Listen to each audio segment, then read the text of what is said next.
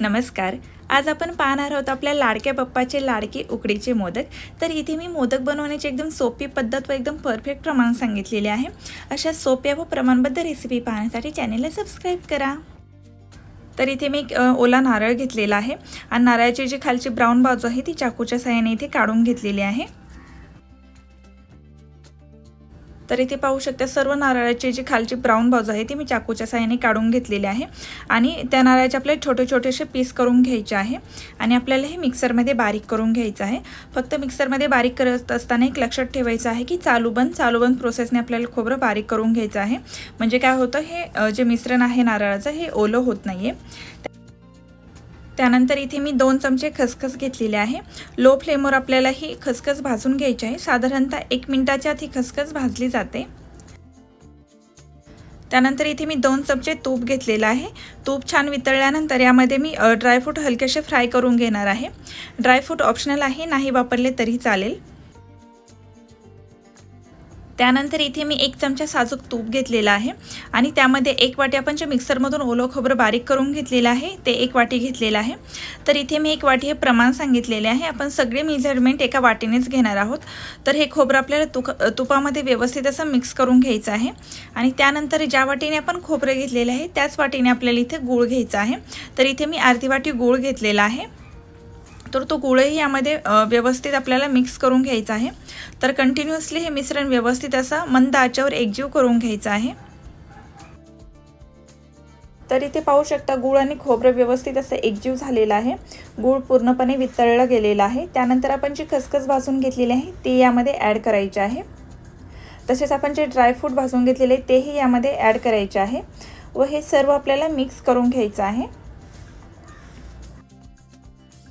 त्यानंतर यामध्ये आपण थोडीशी जायफळ पावडर व थोडीशी विलायची पावडर ॲड करणार आहोत। विलायची पावडर आणि जायफळ पावडर ॲड केल्यामुळे मोदकाचे जे सारण तयार होणार एकदम चविष्ट तयार होणार आहे आपला। तर अशा प्रकारे इथे आपले मोदकाचे सारण तयार झालेले आहे। त्यानंतर आता इथे आपण उकड काढून घेणार आहोत। तर त्यासाठी इथे मी 1.5 वाटी पाणी घेतलेलं आहे। नंतर यामध्ये पाव चमचा मीठ व थोडीशी साखर ॲड करायची आहे। नंतर अर्धा चमचा तूप ॲड केलेला आहे। हे सर्व मिक्स करून आपल्याला पाण्याला छान उकळी येऊन द्यायची आहे आणि पाण्याला छान उकळी आल्यानंतर ज्या वाटीने आपण पाणी घेतलेलं आहे त्याच वाटीने इथे आपल्याला 1 वाटी तांदळाचं पीठ घ्यायचं आहे आणि पीठ पाण्यात ॲड करताना थोडं पीठ ॲड करायचं आहे आणि ही जी प्रोसेस आहे जरा फास्टमध्ये करायची आहे, नाहीतर काय होतं की तांदळाच्या पिठाच्या गुठळ्या होण्याची शक्यता असते। तर 1.5 वाटी पाण्यासाठी 1 वाटी तांदळाचं पीठ हे एकदम योग्य प्रमाण आहे।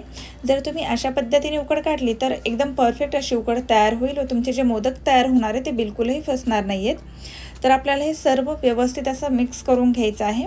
तर हे सर्व व्यवस्थित असं मिक्स करून झाल्यानंतर यावर आपल्याला झाकण ठेवायचं आहे व झाकण ठेवल्यानंतर गॅस बंद करायचा आहे व 2 मिनिट आपल्याला हे असंच ठेवायचं आहे आणि 2 मिनिटानंतर आपण जी तांदळाची उकड काढून घेतलेली आहे ती एका ताटात काढून घ्यायची आहे आणि गरम असतानाच व्हिडिओत दाखवल्याप्रमाणे वाटीच्या साहाय्याने व्यवस्थित असे स्मॅश करून घ्यायचं आहे।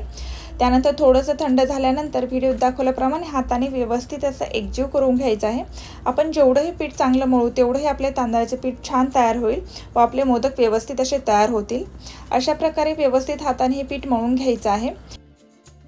त्यानंतर अर्धा चमचा साजूक तूप टाकून पुन्हा एकदा पीठ आपल्याला व्यवस्थित असं मळून घ्यायचं आहे। तर इथे पाहू शकता एकदम परफेक्ट असं मऊसूत आपलं पीठ तयार झालेलं आहे। तर इथे मी हाताला थोडंसं तूप लावून घेतलेलं आहे आणि आपण जे पीठ तयार केलेलं आहे उकडीचं, तांदळाच्या उकडीचं पीठ तयार केलेलं त्याच्यातून छोटासा पिठाचा गोळा घेतलेला आहे। तर इथे पाहू शकता व्हिडिओत दाखवल्याप्रमाणे हा पिठाचा गोळा प्रेस केला तरी कुठेही पिठाला क्रॅक जात नाहीये, म्हणजे एकदम परफेक्ट अशी इथे आपली उकड तयार झालेली आहे। तर आता आपण इथे मोदक बनवून घेणार आहोत। तर माझ्याकडे इथे व्हिडिओत दाखवल्याप्रमाणे असा एक मोदकाचा साचा आहे। तुमच्याकडे जो असेल तो तुम्ही इथे यूज करू शकता।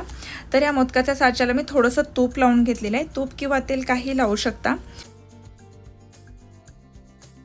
त्यानंतर एक पिठाचा गोळा घेतलेला आहे आणि हे पीठ व्हिडिओत दाखवल्याप्रमाणे साच्यात भरून घ्यायचं आहे।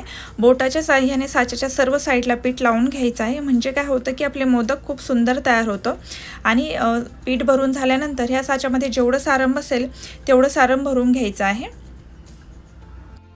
सारण भरून झाल्यानंतर पुन्हा आपल्याला हे तांदळाचं पीठ घ्यायचं आहे व सारणाच्या वरून आपल्याला हे लावून घ्यायचं आहे. म्हणजे काय होतं की सारण बाहेर येणार नाही आहे आणि मोदक उकडल्यानंतर आपले छान असे मोदक इथे तयार होणार आहे. त्यानंतर हा जो साचा आहे मोदकाचा आपल्याला सर्व साईडनी व्यवस्थित असा प्रेस करून घ्यायचा आहे. म्हणजे काय होतं की मोदकाला आकार छान येतो. त्यानंतर आपण हा मोदक जो आहे तो साच्यातून बाहेर काढून घेणार आहोत. तर इथे पाहू शकता अतिशय सुंदर असा मोदक तयार झालेला आहे.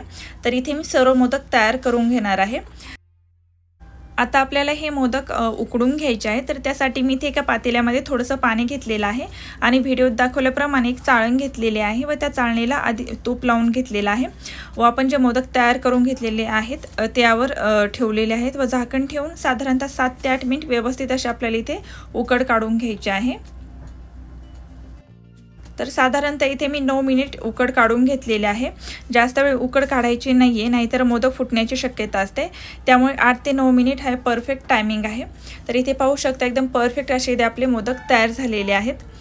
जर तुम्हाला ही माझी रेसिपी आवडली असेल तर घरी एकदा मोदक नक्की ट्राय करून पहा व मला कमेंट करून नक्की सांगा की मोदक कसे तयार झालेले आहे. आणि जर चॅनलवर नवीन असाल आणि चॅनलला सबस्क्राईब केलं नसेल तर चॅनलला सबस्क्राईब करा. म्हणजे काय होईल जेव्हा जेव्हा मी अशा नवनवीन रेसिपी अपलोड करेल त्याचे नोटिफिकेशन सगळ्यात अगोदर तुम्हाला मिळेल. परत भेटूया अशाच एका नवीन रेसिपीबरोबर. तोपर्यंत टेक केअर.